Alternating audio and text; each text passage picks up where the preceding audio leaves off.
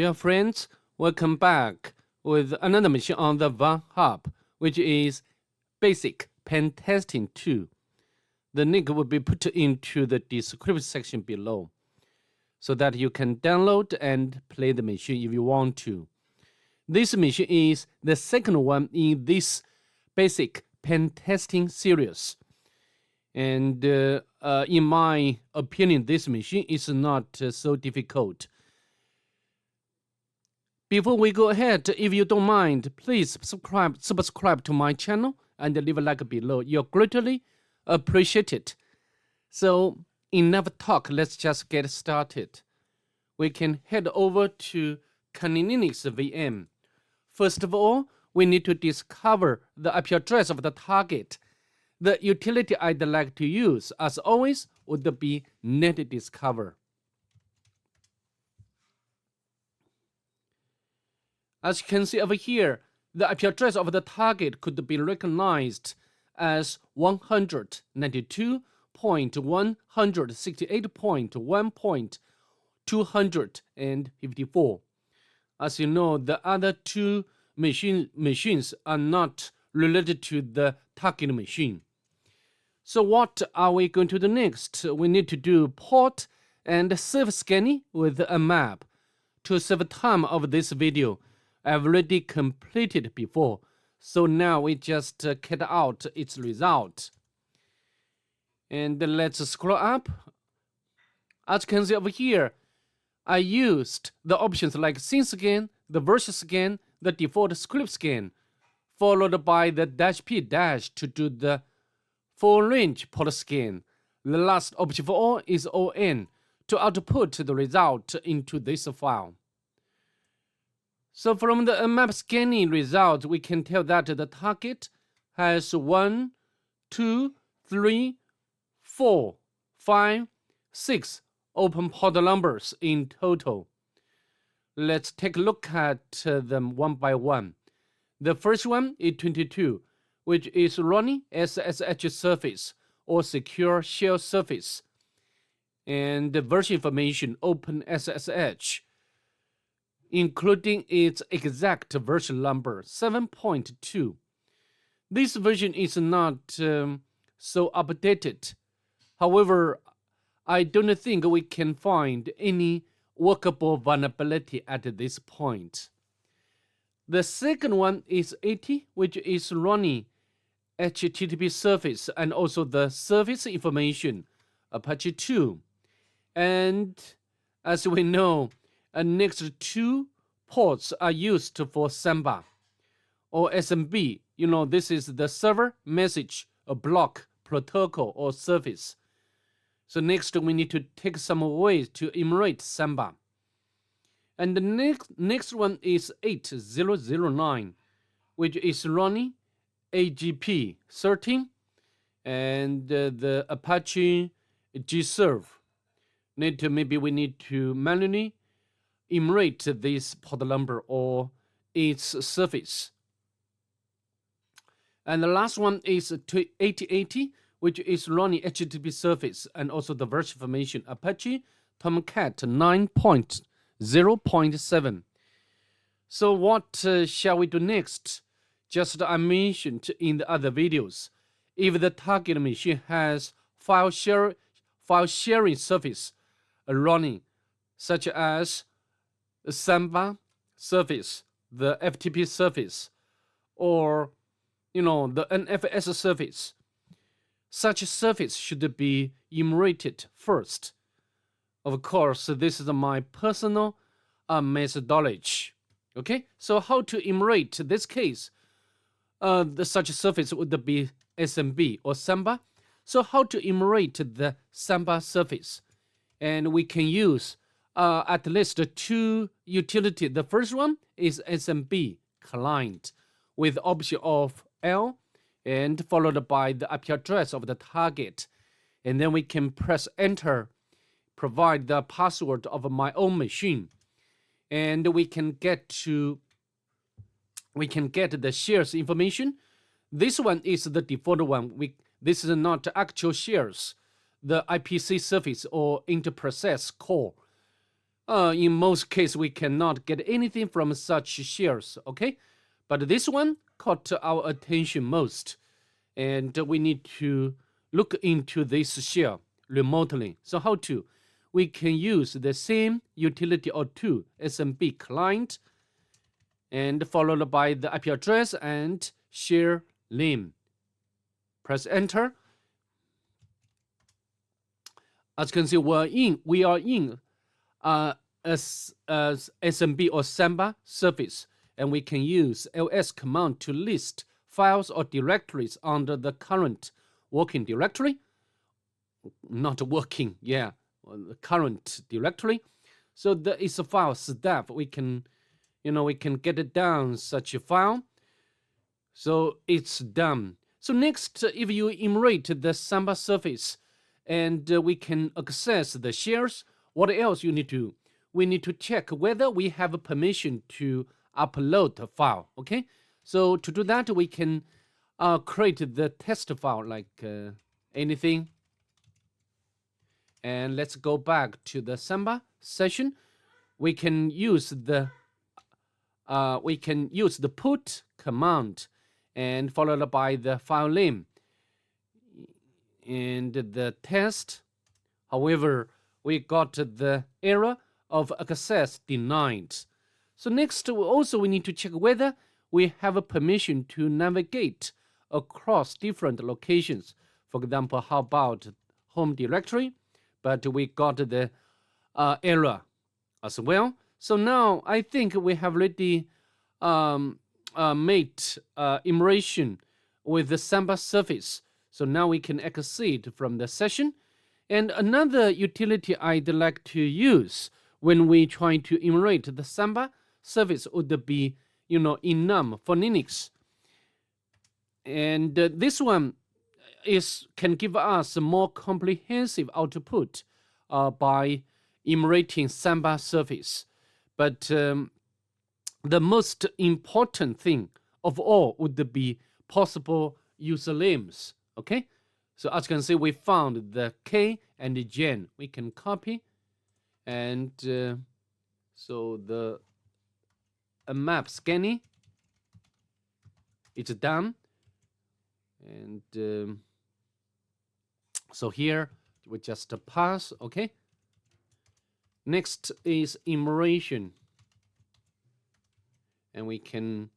So the first one is Samba immersion.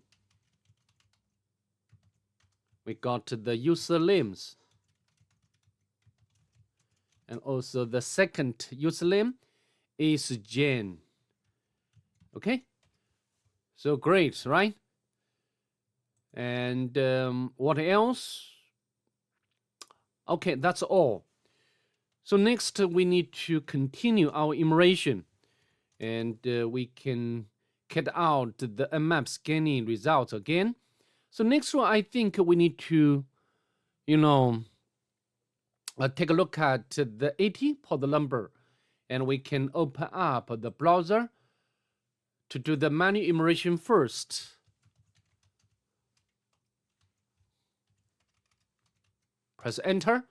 So not found. So why it's not found? Oh, yeah, the site doesn't have a title. You're not found. So this would be redirect to this page, but this page is not found. Interesting. We can check its source code, but nothing here. So next, I don't think we can get anything from this port number. So how about this one? We can copy this port number and put in its end. Press enter. We got the error unable to connect, which is fine. So now I think our focus should be moving forward to the last port number 8080 and 8080. So we got the error. Interesting. Why we got the error? 8080. So I think there is some problem with this target machine. I need to restart the machine. and see you there. All right, after I restarted the target machine and access the last port number or 8080 again on the browser, and then we can get this page. And here we got the service information, Apache Tomcat. And I think I can use such a sprite to check whether we can find the vulnerability for this version. And 907. We got no results. So let's go back. This is the default page for the Apache Tomcat. And I have already demonstrated such a service with other machines a lot, okay? And I think our eyes should be, laying on the Manage app. We can click and we can try to use the weak credential to log in. Sign in, but not successful. So we got the 401 unauthorized response. And here the passwords, the users.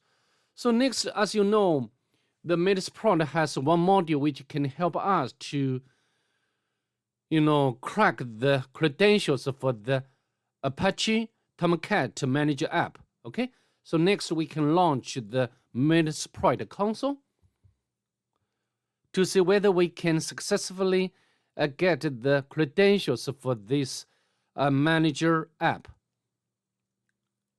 If we can, and then of course we can use this manager app to upload malicious file, the WAR file. Okay, we can search Tomcat, and this module is I'm looking for auxiliary scanner. We can copy the manager login. We can use this module, and then we can show options. I think the only required option or field is remote host. And we can leave default value for all other fields. Okay, so now we can run it. And this module is trying all combinations of username and password to log in or to be authenticated. But none of them works. Okay, so in other words, we cannot do anything for this port number. And we have already completed enumeration with all port number, but not too much exciting information we have already got except the username. So next we can try to use Hydra to crack the password. Okay, so now how to do? We can use the Hydra, and with the normal L to specify the username, and use the normal case or not normal case, the uppercase P, to specify the word list or password dictionary. And so now we can press enter, and this will take a bit of while to finish. I will not waste your time. So when it's done, I will come back. See you there. All right, as you can see over here, Hydra successfully retrieved the password for the user Jen. And then we can SSH to the target, right? Sorry, I need to copy its password and to notebook. Paste in here, Jen. Okay. So SSH, Jen.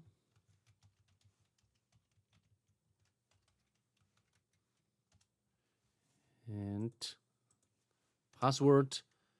It does work, right? We have already logged in to the target machine, and next we need to do some local enumeration, right? and the current user doesn't have any permission to, to do anything for this file. Next, go to the home directory and go to the K home directory and pass. Also here there is similar file SSH. Maybe next we can check whether we have permission to navigate into this directory. We can. Even we can get because any other user have read permission. So then we can get out the private key, and then we can copy this private key and create it locally on the Kali Linux. We can copy and we can, okay.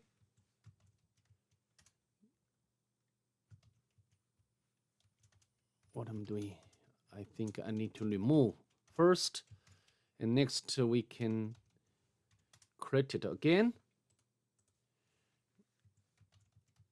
Okay, and we need to change the mode with this private key to properly use this private key to be authenticated. Okay, SSH supports two ways to authenticate or to make authentication: password, username, and password-based authentication. And another way is private key or key pairs. On our side, we will use the private key, and on the server or on the target, there will be public key. So then we can use SSH, and the username is K. Press enter. However, this private key is protected by passphrase. Don't worry, we can use SSH to John to convert this hash value this key to hash value. Then we can launch John Reaper to crack it, because I've already done that earlier. So we can use the show option to display the cracked password. Okay, so this one. So next we can SSH again to the target. So the passphrase would be this one. We can copy and paste in here. It does work, right? Now, we need to do some local enumeration to elevate privilege to root user. The sudo, maybe we can run sudo, and also the LXD. Sometimes we can utilize the membership of LXD to elevate privilege.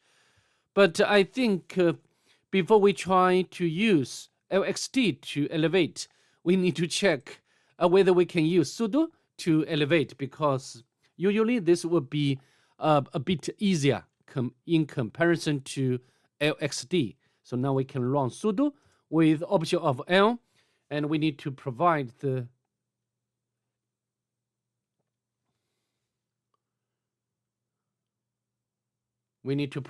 password for the K, and we do not have a password yet, right?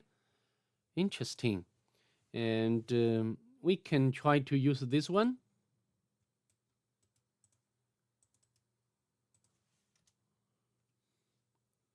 This doesn't work.